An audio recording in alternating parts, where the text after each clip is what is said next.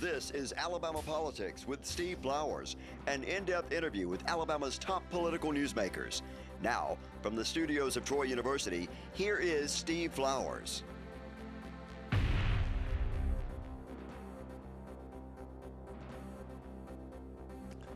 I'm Steve Flowers, and welcome to Alabama Politics. Folks, we're very fortunate tonight to have as our guest one of Alabama's best-known attorneys and great, outstanding leader in the state of Alabama, and now in his latter years has become a great author. Julian McPhillips, who has a illustrious career here in Alabama and still going strong. He's 72, looking well, with a good-looking tie on. My goodness, thank you. My law partner just brought this back from Korea when he was on a trip, and I turned 73 last week, so I'm a little tad older. Julian, it's good to have you back. You've been a couple of years since you were on here. Well, I was here about 3 years ago on my book, Civil Rights in My Bones, which you hosted me on. And then I may have been on here a couple of times before that when I was involved in campaigns, first for Alabama Attorney General in 1978, and then secondly 24 years later for the U.S. Senate in 2002. I might tell our viewers, we filmed this show at the Rosa Parks Museum here in Montgomery, downtown Montgomery, at Troy University, Montgomery, downtown. And Julian is on the board. You and your wife Leslie on the board of this. Are you one Not of the founding currently. members? In the past, I've been involved in a leadership way, but we are the founding members of a board and of a museum known as Scott and Zelda Fitzgerald Museum, which has had a lot of contact with the Rosa Parks. We share some of their goals. That's what I thought. Julian, I want to talk about your book, your most recent book, but I also want to talk about that. You brought it up, the Scott and Zelda Fitzgerald Museum. You've been the curator and the proprietor of that whole thing. I've never been the curator. You're the proprietor of that place. And not even really today the proprietor, but I am. You live in the house that they went in, don't you? Never really lived in it, but lived two houses down in the house that Helen Keller was a frequent visitor when her sister owned it back in the I visited you in that house. You have? You live in the historic Cloverdale area. No doubt about it. And both houses are about 8,500 square feet. That big a house? Both houses. And the house we live in, two houses down, 831 Felder, where Helen Keller was, it surprises me how big it is. It's got 26 rooms to it. The house that the Fitzgerald Museum is in, two houses that way to east, is the house where Scott and Zelda lived in the early 30s. Yeah, they never lived any place very long, but we were in a position back in 1986 when Martha Castle's local real estate lady come running to us and said, Julian, Leslie, if you don't buy this house, developers going to tear it down. It's the last house that Zelda ever lived in, the only house where they lived in as a married couple. Said people in town have got the resources but not the interest. Others got the interest but not the resources. She figured we might have both, and we did. And so, and the next thing I knew, 2 days later, there was a big article in the Alabama Journal, McPhillips turned the house into a museum. And so you run that thing, and you meet a lot of people that way, don't you? Well, from all over the world, you wouldn't believe. I mean, from Australia, New Zealand, Europe, and Asia, South America, people come. And it's really. But you have someone run the house, but you we do. We have a great executive director, a lady named Kendra Doughton, who, though she went to high school here in Montgomery and has got roots in Alabama, she got a PhD in history from the University of Melbourne, Australia, a master's degree from a Japanese university. She's very international. And she's helped to attract people from all over the world. I mean, because these are two literary icons, Scott and Zelda, who, are talked about everywhere. His novel, The Great Gatsby, is the second most widely read in the world, according to Oxford University of England study that they did. Wow. And the novel. More than Harper Lee's book, To Kill a Mockingbird? Well, back in the year 2000, it was. Oh, yeah. wow. Yeah. And then several other novels were really classics, Tender as the Night and This Side of Paradise. And in his short stories, 200 to 300 of them were in the 1920s and 30s were the entertainment fare of America and much of the world, because it's sort of before, not only before TV, but radio wasn't real strong back in those days. Yeah. And so it's been a joy and been a fun thing to do, kind of a little hobby on the side. But my main work here at Montgomery has been as an attorney, as a civil rights attorney, I knew that. trial lawyers. And it's nice to have different interests. You've had some great cases. That's what that book's about. Well, this book, only in Alabama. That's about some of your great cases you've had as one of Alabama's icon civil rights lawyers. Thank you. It's the third, really, counting the first book, The People's Lawyer, the first edition of which was written by somebody else. And the second edition, I wrote a 90-page update for the last 5 years, 2000, 2005. The People's Lawyer. People's Lawyer. The Colorful Life and Times of Julian McPhillips. Yeah. by Carol Dale Short. Right. And it's got some great pictures. Got Bill Bradley Bill on Bradley, there. he wrote the foreword in the book, and Terry Sewell, my dear friend, the congresswoman from West Alabama, wrote the foreword for this book, Civil Rights in My Bones. She says I pulled her out of the cotton patch of Selma. Her words, not mine. She meant them humorously, but because I did recruit her to go to Princeton. And then the last book. She went to Princeton undergraduate like she you. did. She did. And one thing I was mentioning to you too. Oh, did you get her to go to Princeton when she was a I was one that recruited her. She had won some big award up in St. Louis in a debating tournament. Her mom was the first city council person. She was, in Selma. Nancy Sewell, yeah. And her father was a coach. He was, Coach Andrew Sewell. He's deceased, but Nancy's very much alive, and she's got brothers that are doing great things around. So Terry really wasn't born in Cotton Patch. She's born out there in Selma. Her daddy was a coach. And her words, she, you know, if surrounding Selma, you might say there's some cotton patches. In Selma itself, beautiful old town. Oh, yeah. But her dad was a famous coach, and her mom was a famous civil rights leader and city councilman. I couldn't agree with you more. And Terry gives me more credit than I deserve, but you know I'm happy to get it. So you got her to go to Princeton? I did. Yeah, I did. And she said it opened a lot of doors. Did she go to Princeton Law School too, or Harvard Law School? She went to Harvard Law School because Princeton, when Woodrow Wilson was president of it, made the decision to concentrate on the undergraduate studies. Didn't have a law school at Princeton. They've turned down the opportunity over the years many times to do a law school, a medical school, a business school, which are schools that Harvard and Yale do have, Columbia has. And so I went to Columbia Law School, but Princeton has been just sort of a gem of a university over the years. In fact, the last 9 or 10 years, U.S. News and World Report has rated it the #1 school in the country by various criteria to go. I mean, I was honored. And how did you decide to go to Princeton? Did you grow up in Coleman? Yeah, that's right. I did, and people wonder sometimes how in the world did somebody from Coleman? You were a wrestler, wasn't you? Well, not there. I played all the regular sports, football, basketball, and baseball there, and was fairly good. I was a pitcher for the Coleman County All-Stars, and But you were born and raised in Coleman. I was born. We were living in Coleman and when I was Mobile. born. Had some roots in Our Mobile. roots are deep in Mobile on my dad's side. That's right. Mother's side, New Orleans. But even mother's side, though, the roots are deep in this state, going back to early pioneer settlers and missionaries. Around Mobile. Well, actually in West Alabama, Marion and but the McPhillips have been around Mobile a long time. Merchants. That's right. Since my great-great-grandfather, who was an Irish immigrant as a young fellow. Your great-great-grandfather. 2 greats. And he was in Mobile by the 1850s and was ended up at Fort Morgan during the Civil War. He was a baker and a cook. And it couldn't have been a better thing because it taught him the food business. And when the war was over, he just went hog wild as far as, business up and down and he had 4 grown sons and 4 daughters, I mean, that all reached adulthood. And some of the McPhillips had stores down there, kind of mercantile stores, didn't they? They did. I've got a great painting of my great-great-grandfather's store on Dolphin Avenue before it later burned. But were you born in Mobile or born in Coleman? No, I was born in Birmingham, actually, because although we were living in Coleman as a family, Coleman was close enough to Birmingham. Mother preferred to use... now, your father was an Episcopal minister, wasn't he? That was the second career for him, and yes, he was, and he started it right here in Montgomery at the age of 42. But he was a businessman in Coleman first. Yeah, he was in business in Coleman from 1945. I was born the next year, 46, on up to 1959. And it was a prosperous business, which in its peak in 1959, when he left, sent 30 million cans around the country. Was it a manufacturing business? It was. They canned and manufactured and canned 33 different vegetables, that were grown here in the state. Dad had contracts with 2,000 farmers in North Alabama. And as a kid, I would ride with him in a little blue pickup truck as he'd go up and down these winding, curvy, dirt, roads in the contract for the farmers. And I mean, I just remember it so well. I mean, I'd be looking out, where we were going and seeing a big cloud of dust left behind. And he would enter these contracts with farmers to buy their vegetables, okay? And then they had plants not only in Coleman, but one in Selma and one in Uniontown. And then they had one in Georgia and one in Louisiana. And between the 5 plants and 1,000 employees, they sent... 1,000 employees in the 1950s. That's right, between the 5 plants. The biggest plant was in Coleman and it had 400 employees. And it was the biggest employer in town. So it was the biggest employer in Coleman. Yeah, it was.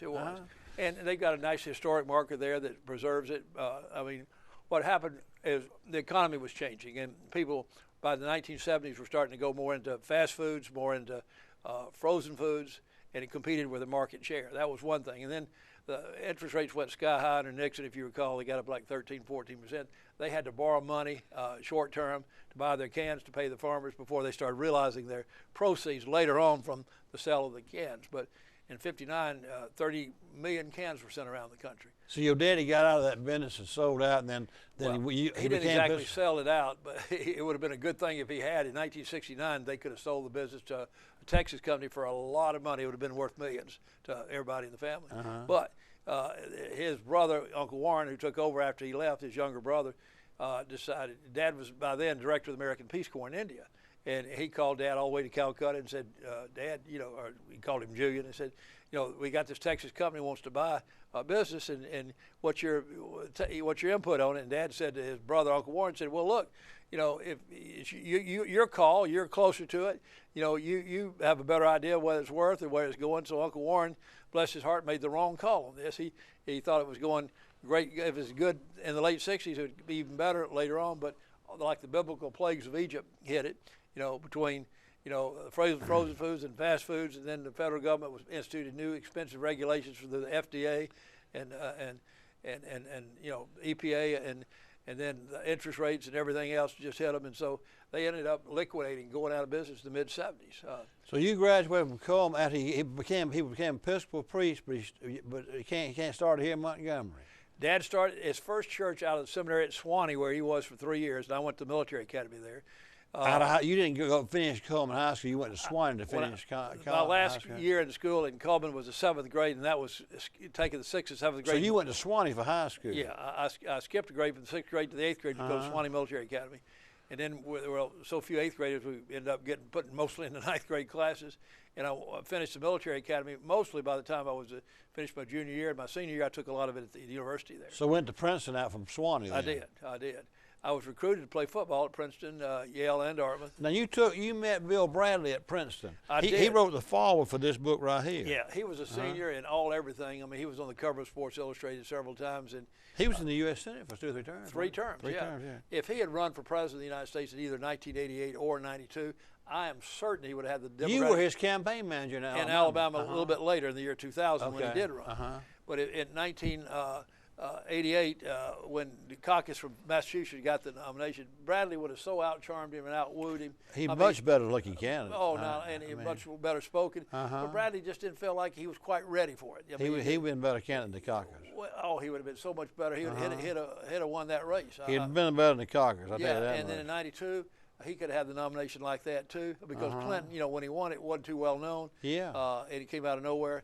And I think that Bill Bradley had a tremendous stature and appeal. He was a tall guy, basketball player. About 6'5", you know. His record, if you're interested in trivia, anybody out, sports fan, he still maintains the record. Despite all these tall African-American athletes can jump, up to the moon, he still has the record for the most points ever scored in NCAA basketball tournaments. You know that? Is that right? 58 points. And he scored it in what was then the consolation finals. Today they don't have the consolation finals, but they had a Final Four back in 1965. And he scored 58 points in the final consolation game against Wichita State. Was he from New Jersey originally? No, he was from Missouri. Originally? He was from Missouri. He was a single son of a bank president. I mean, and as such, and the same was true for me, if your family was well enough off, even if you were athletically or academically talented to get a scholarship, they don't give them an Ivy League based on academics or athletics. They give them based on financial need. So he turned down the scholarships to Duke and for basketball. Yeah, basketball and everywhere else. In fact, he was going to Duke until at the last moment in the summer he changed his mind, and some people said you really ought to consider Princeton. And he should have been president of the United States. He just waited too long. Timing is everything. Did you and Leslie meet in law school at Columbia? I thought you did. Not in law school. We met in New York City, though. At the law school? Yeah. Is she a lawyer by profession? No. She's just the best mother in the world. Y'all raised a bunch of children. Y'all adopted some children, didn't you? With 3 children. The first 2 daughters were biological, born in 77 81, Rachel and Grace. And then David, we adopted him in 1990 at 1 day old. Talked to a young married couple out of an abortion 4 months earlier. And he became our son. Julian, when you got out of law school, you came on back home right away. You came back to Alabama. Not that quick. You practiced in New York for a while. 4 years. 4 years. Yeah. Seeing what I didn't want to do the rest of my life. I probably would have come back after 2 years, but I was just getting to meet Leslie. And And so I worked for a Wall Street firm, Davis Polk and Wardwell, the first 2 years, which was really, in the eyes of many, the leading law firm on Wall Street. It was certainly one of them. And we AT&T, IT&T, Morgan Guaranty Trust, Morgan Stanley, and I would be like one of the fifth or sixth lawyers on a big case, an antitrust case. And I mean, I learned a lot. We were on the 44th floor of the Chase Bank building. I could see the Brooklyn Bridge and everything else down on Wall Street. Had a couple of bad dreams about being up that high, but. But anyway, after 2 years, I got a really great offer from American Express Company to come be there and help be one of their top in-house counsel. And so it was a lot more money. And I thought, well, maybe I ought to do that too, especially if I'm going to stick around and check out this Leslie Burton. And boy, I'm so glad I did. I was in the middle of the Eastern Amateur Wrestling Championships that weekend, that night when I met her on March 30th. I'd wrestled 3 matches early in the day. Fortunately, they all went well for me. I had pins and all, so I wasn't all that tired. I walked 25. I walked 25 blocks to a party on the Upper East Side where I met her, and she was tall and statuesquely beautiful. You know, knock down, drag out. Where did Leslie grow up? She grew up in Brazil, of all places, but went to high school in Switzerland, and speaks 4 languages now. So she's just. What did she think when you told her you were taking her to Montgomery? Well, my parents weren't living in Montgomery at that time, but they were living in Pell City up on Lake But now Logan you Mark. worked for Baxley, didn't you? I did. My first job in Alabama was with. You know, that's where I met you. I was working with Baxley too, and we met. He had brought in the most premier young lawyers, progressive young lawyers. You and Myron Thompson. Yeah. And Van Tassel and. Van Zetta McPherson. George, that's right, George Beck. Yeah. It was a delight to be there. That was a heck of a crew. He's was. got a legacy of those young Ivy League Alabama lawyers, right. you and Myron Thompson, and some others. He brought all that young progressive minds back to Alabama. Some of that's talked about in The People's Lawyer, but even in my latest book here, the one that's only in Alabama, makes reference to a case. It's a case called Alpha. I hate, I hope we're not aggravating any of the advertisers, but Alpha the Bully. But it talks about how I brought the case for Bill Baxley against Alabama Farm Bureau Insurance Companies, alleging conflicts of interest between Ed Lauder and others at the time. And we got a ruling in our favor by Judge Carter, local judge. While you were Attorney General? While I was Assistant Attorney General. Was that your first how did you get back to work with Baxley? How did you come back? Well, it was in April of 1975, and before I left New York, I made sure that I had an opportunity, and I did. I had a couple of good friends back here in the Princeton Alumni Connections, knew Bradley well, and they kind of were the conduit, and then Bill read and heard about me and said, and in his book he says, that he didn't even have to interview me. He was just so convinced that I would be a good catch for the firm, And so you came back to work with Baxley then? I did from about April. Lost a lot of money, didn't you? Not really. I mean, back in those days, the beginning salary on the top Wall Street law firms in 1971 when I graduated was $13,500, $13,500, and I mean, I got through Columbia Law School. Not much in New York at that time. I got through Columbia Law School all of about 5,000. Today it'd be 55 or 60. I mean, it's just, But anyway, but I came back, and I mean, I think they started me at $16,500, and at American Express I was making a little bit more, so it was a little bit of a step down, but not much. But the cost of living is less. Oh, not only that, but it was just such a joy in so many ways. What year was that when you came back to Alabama? 1975. 75. It wasn't long after that you ran for Attorney General. In 77. Well, I started in 77. I left the office, and you ran a good race. Well, I came in second in the 9-man race. Who won that race? Well, Charlie Graddick did. On his 78 with that. Charlie Graddick, famous. I'm gonna cram in the lecture chair and fry him till their eyeballs pop out. That's right. He won with that ad. Yeah. Well, that wasn't in his ad, but some people said they heard him on the radio saying something like that. And then I was ahead of Joe Fine, the president of the state senate, by 5,000 votes. But then a week afterwards, Joe Fine or some probate judge or somebody was able to get some totals changed, and I went from 5,000 ahead to 5,000 behind. There were a bunch of people in that race. Oh, there were 9 of us. But name me some of them. It was like you and well, Joe Doug Johnstone, who later That's got right, elected. Doug Johnstone. Doug came in 4th. He later ran for judgeship. And I mentioned he was in the House of Representatives. He was. I mentioned, of course, Graddick and Joe Fine, but and Doug Johnstone and me. And then there was a guy from Selma, the DA there, Hawkeye Morrow. I remember, hanging from the highest tree. And then Bill Benton from Phoenix City. Bill Benton from Phoenix City was in there. And then And then Bill Stevens, who was another assistant attorney general besides myself. I remember Bill, yeah. Yeah, and then there was a guy. Bill worked for the retirement system for a long time. He did. Very bright guy. He passed away a few years ago. Yeah. Like myself, he had gone to an Ivy League law school. I thought he had. Yeah. And so some people get mixed up and think, oh, you know, McPhillips, he's from up east, fancy Ivy League schools, whatever. My brother went to Harvard too. But but I grew up in Cullman, and those roots are probably more important. You remember Big Jim's house up there, don't you? He was catty corner across the street from us. We used to go. He paved a lot of those farm rockers, in elementary school, we would say, you know, like Folsom, he's our man. Throw so and so into the garbage can. You know, we thought we were clever, you know, saying that. So did you ever meet old Big Jim? Many times. In fact, he endorsed me and was for me when I ran for attorney general. Is that right? Yeah. Because you were from Cullman, probably. I guess. He knew you growing we up. knew. I can remember at the age of 4 the strawberry pickers. You know. You saw the strawberry pickers? Yeah, I saw them. Yeah. They were from Cullman, right? And we had a great strawberry festival every year band, on a main street in town. And I can remember him up there and talking and carrying on, and the band and everything. And so later, you know, I got to know him a little bit better. When did you move into private practice after the 78 Attorney General's race? Right. After I ran, you know, came in second in the unofficial results, but later had the runoff stolen from me. And so I opened up, and I give Tommy Gallion some credit. He's a good, colorful fellow here, for inviting me into this office building where I now am still 41 years later. You've been practicing law in Montgomery 41 years. Well, just as private practice. I mean, if you count the years as an assistant attorney general, it would be several more. It'd be 44. That's what that book's about. It's some of the most recent cases. These are the most recent cases in the last, say, 3 years. Tell us some of the stories in there for a little bit. Well, there's some really interesting stories.